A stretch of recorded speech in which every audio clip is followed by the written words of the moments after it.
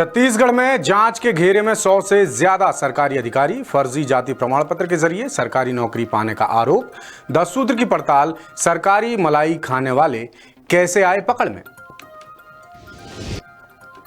नमस्कार, आप देखना शुरू कर चुके हैं इन्वेस्टिगेटिव और इन-डेप्थ खबरों का सबसे खास, सबसे सटीक, पावर पैक्ड न्यूज बुलेटिन सूत्रधार, और आपके साथ मैं हूं रामकृष्ण गौतम। सरकारी नौकरी आखिर कौन नहीं चाहता। नौकरी मिलनी चाहिए, उसे पाने के लिए साम दान दंड भेद जो आजमाना पड़े, लोग सब कुछ आजमाने को तैयार हो जाते हैं। अब जरा छत्तीसगढ़ की ही मिसाल देख लीजिए। यहां ऐसे 100 से ज्यादा अधिकारी सरकारी जांच कमेटी के हत्थे चढ़े हैं, जिन पर फर्जी SC/ST सर्टिफिकेट बनवाकर नौकरी हासिल करने का आरोप है। और इनमें से कई अधिकारी तो अब कोर्ट की शरण में पहुंच गए हैं अपने आरोपों को खारिज करवाने के लिए, ताकि जब तक मामला चले तब तक कैसे भी करके नौकरी तो बची रहे और पैसा बराबर मिलता रहे। क्या है ये पूरा मामला, देखिए रायपुर से हमारे ब्यूरो चीफ अरुण तिवारी की ये खास रिपोर्ट।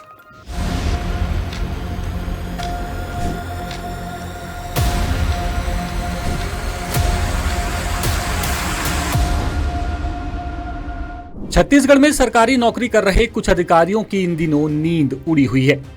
इन अधिकारियों के नींद उड़ने की वजह है इनका जांच कमेटी के हत्थे चढ़ना।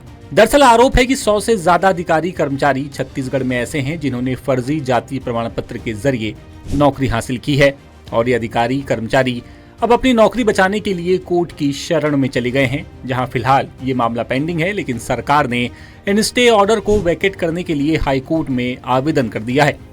मुख्यमंत्री विष्णुदेव साय कहते हैं कि उच्च स्तरीय छानबीन समिति के सामने फर्जी प्रमाण पत्र के जरिए सरकारी नौकरी पाने वालों के मामले सामने आए हैं। इन पर कार्रवाई और जांच चल रही है। कई लोग छानबीन समिति के आदेश के खिलाफ चले गए हैं, जहां पर उनको स्टे मिल गया है।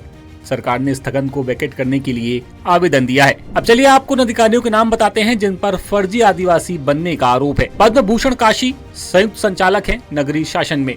अंजना नायडू संयुक्त संचालक पशुपालन विभाग। कविता सोमावार आदिवासी विभाग।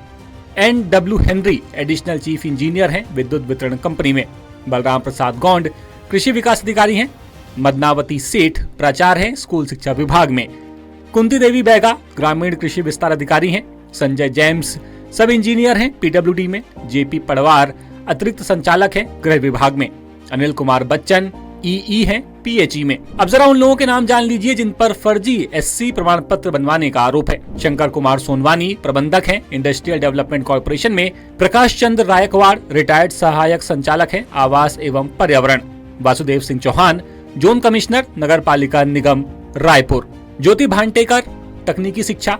पल्लवी मेश्राम सहायक पशु चिकित्सा अधिकारी हैं। डॉक्टर राजकुमार गढ़पायले विषय वस्तु विशेषज्ञ कृषि। सुखदाय नाग उपवन क्षेत्रपाल हैं। शिखा शर्मा प्राचार्य हैं उच्च शिक्षा में। सिद्धार्थ मोतीराम पाटिल रिटायर्ड रजिस्ट्रार शिक्षा विभाग। नमिता दास ग्रामीण कृषि विस्तार अधिकारी। मामले में सरकार का कहना है कि जांच पूरी होने के बाद दोषी पाए जाने वालों के खिलाफ सख्त कार्रवाई की जाएगी, जिसमें नौकरी से बर्खास्तगी और कानूनी कार्रवाई शामिल हो सकती है। साथ ही ये भी संकेत दिए गए कि भविष्य में इस तरह के फर्जीवाड़े रोकने के लिए प्रमाण पत्र जारी करने और वेरिफिकेशन प्रोसेस को और कड़ा किया जाएगा। लेकिन क्या इतने भर से काम चल जाएगा, और क्या महज 100 ही अधिकारी कर्मचारी ऐसे हैं जो फर्जी जाति प्रमाण पत्र के जरिए नौकरी हासिल किए हुए हैं? कोई फर्जी दिव्यांग बन जाता है तो कोई फर्जी आदिवासी। लेकिन उन लोगों का क्या जिनका हक मार कर ये लोग नौकरी के अंदर पहुंच जाते हैं? तो आदिवासी बाहुल्य राज्य छत्तीसगढ़ में कुछ इस तरह चल रहा है सरकारी नौकरी पाने के लिए फर्जी आदिवासी बनने का खेल। अब देखते हैं सरकार इस मामले में क्या रुख अपनाती है और जो अधिकारी कोर्ट गए हैं उन पर क्या फैसला आता है। तो ये था छत्तीसगढ़ का सूत्रधार, और अब आ गया है आपसे विदा लेने का वक्त। लेकिन जाने से पहले हमेशा की तरह एक ही निवेदन है आपसे, आप हमारा YouTube चैनल सब्सक्राइब कीजिए, हमारी वेबसाइट www.dasutr.com विजिट कीजिए। इसके अलावा इंस्टा, FB और X पर भी हमें लाइक, फॉलो और शेयर करना ना भूलिए। अब बुलेटिन के आखिर में देखिए देश और प्रदेश की दीगर खास खबरें। मुझे दीजिए इजाजत। नमस्कार, शुभ रात्रि। ईरान के इस्लामिक रिवोल्यूशनरी गार्ड कॉर्प्स के प्रवक्ता जनरल अली मोहम्मद नैनी की शुक्रवार को हवाई हमले में मौत हो गई है। IRGC ने एक बयान जारी कर उनकी मौत की पुष्टि की है। रिपोर्ट्स के मुताबिक नैनी को हालिया हमले में निशाना बनाया गया है। नैनी ने अपने आखिरी बयान में कहा था कि इजराइल और PM बेंजामिन नेतन्याहू के लिए सरप्राइज तैयार है। उन्होंने दावा किया था कि ईरान की मिसाइल क्षमता अपने चरम पर है और दुश्मन को जल्दी इसका असर देखने को मिलेगा। मिडिल ईस्ट में जारी तनाव के बीच भारत के लिए एक राहत भरी खबर सामने आई है। शिपिंग मंत्रालय के मुताबिक फारसी खाड़ी में मौजूद भारत के सभी 22 जहाज और उन पर सवार 611 भारतीय नाविक पूरी तरह सुरक्षित हैं। सरकारी तेल कंपनियों ने आज यानी कि 20 मार्च को स्पीड और पावर जैसे प्रीमियम पेट्रोल की कीमतें ₹2.09 से बढ़ा करके ₹2.35 प्रति लीटर तक बढ़ा दी हैं। भोपाल में इसकी कीमत बढ़कर अब करीब ₹117 हो गई है। सामान्य पेट्रोल की कीमतों में कोई बदलाव नहीं हुआ है। भारत पेट्रोलियम यानी कि BPCL प्रीमियम पेट्रोल को स्पीड नाम से बेचता है, वहीं हिंदुस्तान पेट्रोलियम यानी कि HPCL इसे पावर और इंडियन ऑयल यानी कि IOCL इसे XP95 के नाम से बेचता है। ये सामान्य पेट्रोल के मुकाबले करीब 10 से 12 रुपए महंगा होता है। पेट्रोल की कीमतों में बढ़ोतरी कच्चा तेल महंगा होने की वजह से की गई है। ईरान जंग की वजह से कच्चे तेल के दाम $100 प्रति बैरल के पार निकल गए हैं। इंडियन बास्केट की कीमत तो $70 से बढ़कर $156 प्रति बैरल तक पहुंच गई है। पश्चिम बंगाल की मुख्यमंत्री और ऑल इंडिया तृणमूल कांग्रेस की प्रमुख ममता बनर्जी ने शुक्रवार को कोलकाता में पश्चिम बंगाल विधानसभा चुनाव के लिए पार्टी का घोषणा पत्र जारी कर दिया है। मैनिफेस्टो के मुताबिक अगर ममता की सरकार बनी तो बंगाल में जनरल कैटेगरी की महिलाओं को हर महीने 1500 रुपए मिलेंगे। इसके पहले ममता ने प्रेस कॉन्फ्रेंस के दौरान आरोप लगाया कि बंगाल चुनाव के बाद केंद्र सरकार NRC और जनगणना के नाम पर लोगों की नागरिकता छीनने की योजना बना रही है। न्यूज एजेंसी PTI के मुताबिक ममता ने कहा कि केंद्र और चुनाव आयोग मिलकर निर्वाचन क्षेत्र के परिसीमन की योजना बना रहे हैं ताकि अगले लोकसभा चुनाव में बीजेपी को फायदा पहुंचाया जा सके। वहीं असम में CM हिमंत बिस्वा शर्मा ने शुक्रवार को जालूकाबरी सीट से नॉमिनेशन दाखिल कर दिया है। ये 6वीं बार इस सीट से चुनाव लड़ रहे हैं।